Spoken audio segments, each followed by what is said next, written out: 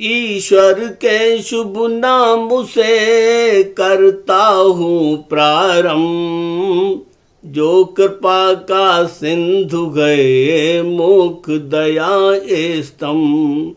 ऐ मेरे महबूब मुकर्रम सल्लल्लाहु अलैहि वसल्लम, आयल हैं जो उनको बतला दो, ईमान वालों को समझा दो। जब मीरास कहो बंटवारा, उस दम ये दाये तो तुम्हारा। हिस्सेदारों के अतिरिक्ता हक इन लोगों का भी बनता।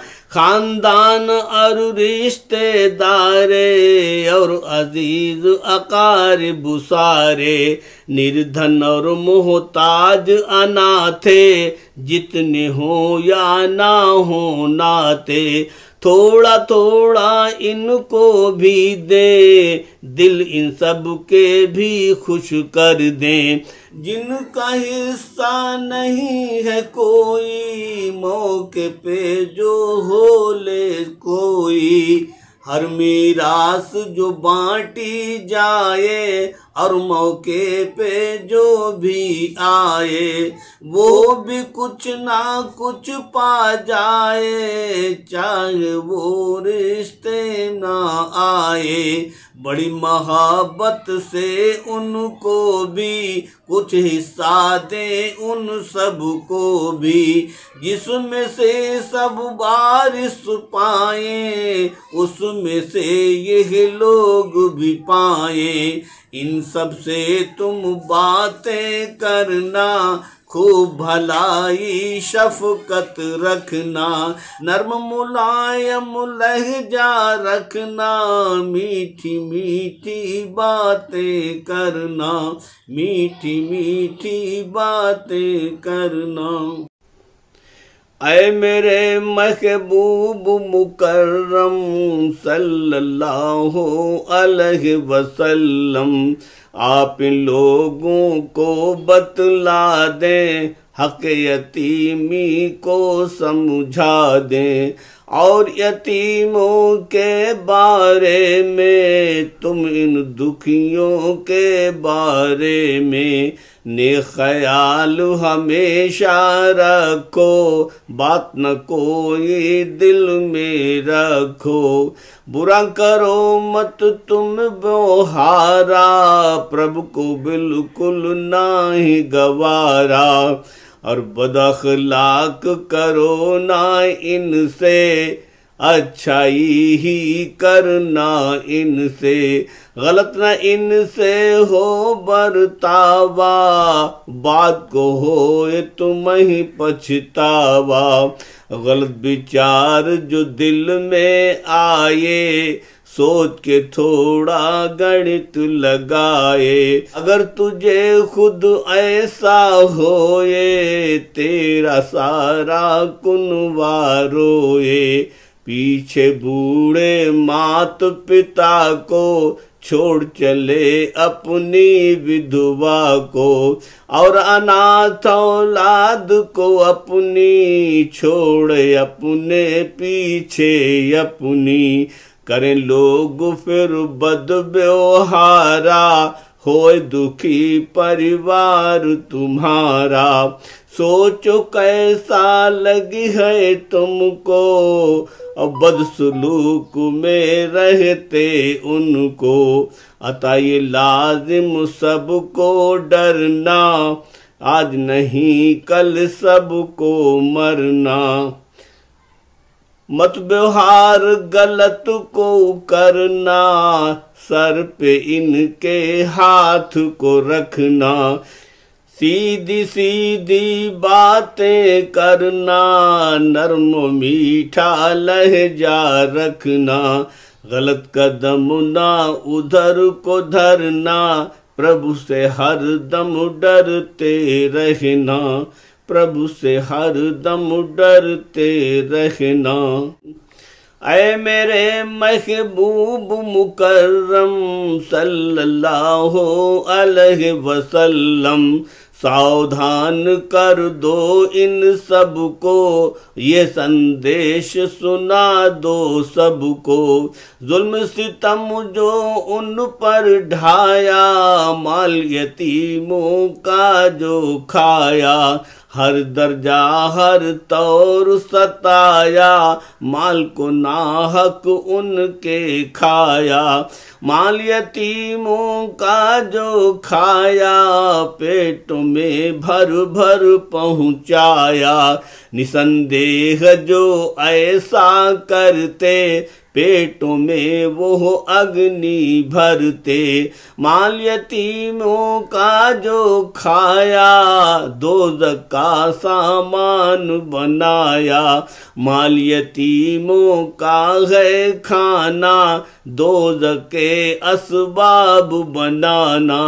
हश्र में जब ये लोग उठेंगे, यानी कब्रों से निकलेंगे, उनके मुख से और कानों से, यानी कि उनकी जानों से। मुख से धुआं निकलता होगा और कान से भी ऐसा ही होगा।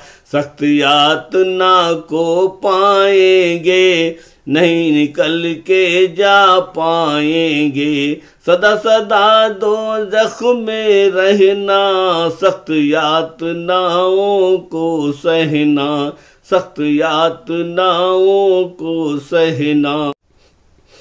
ऐ मेरे महबूब मुकर्रम सल्लल्लाहु अलैहि वसल्लम, किसी विरासत का हकदारी, कितनी किसकी हिस्सेदारी। अहले ईमान को बतला दो, यानी मुसलमान को समझा दो। हुक्म खुदा फरमाता ऐसा, संदेशा आया है जैसा। जस का तस वो तुमको सारा, तुम्हें सुनाता हूँ अधिकारा।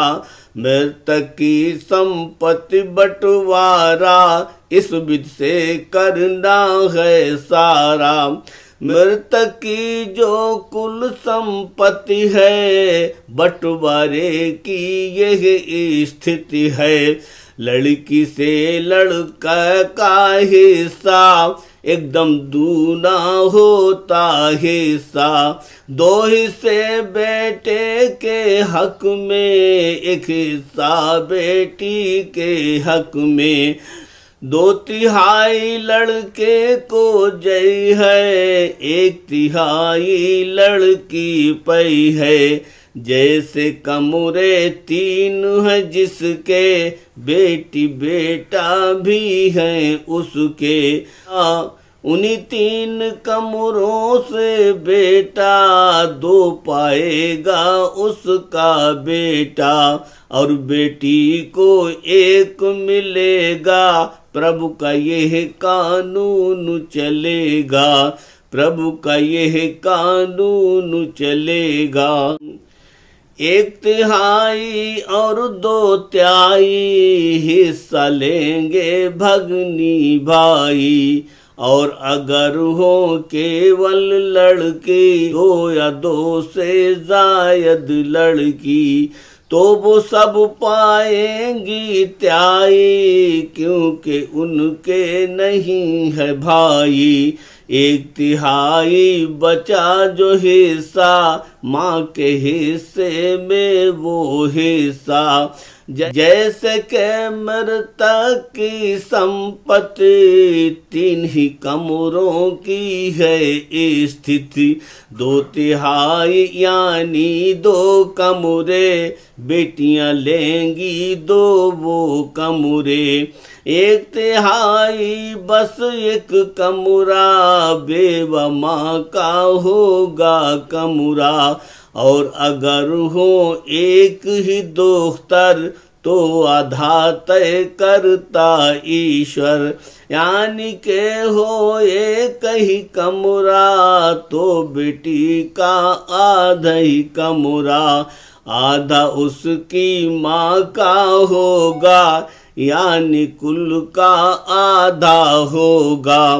माँ बेटी का यह बंटवारा, कुल का आधा आधा सारा।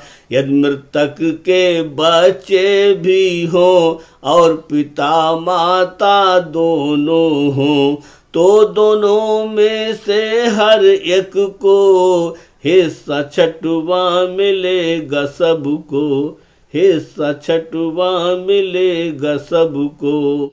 माता और पिता को छठवां हिस्सा मिलेगा उनको। यदि मृतक हो बिन संताना, तो वो विरसा किसको पाना। मम्मी पापा इस हालत में होंगे वारिस इस हालत में, तो फिर माँ को 1/3 विरासत का हक पाई। बाकी बचा है अब 2/3, बाप के हिस्से में यह आई। मृतक के 2 बहनों भाई, तो माँ का हक कम हो जाई। यानी के कुल हिस्से में से थोड़ा कम होगा उसमें से। हाथ विरासत अब आएगी, माँ छठवां हिस्सा पाएगी। हाँ लेकिन यह याद भी रखना, हिस्सेदारी समझ के करना। मृतक की संपत्ति बंटवारा तभी मुमकिन होगा सारा। मृतक का कर्जा निपटाओ, कफन दफन का काम चलाओ। यानी सब खर्चा निपटा के अमल वसीयत पे दिखला के। याद रखो तुम सारा विरसा और विरासत का कुल हिस्सा, और विरासत का कुल हिस्सा।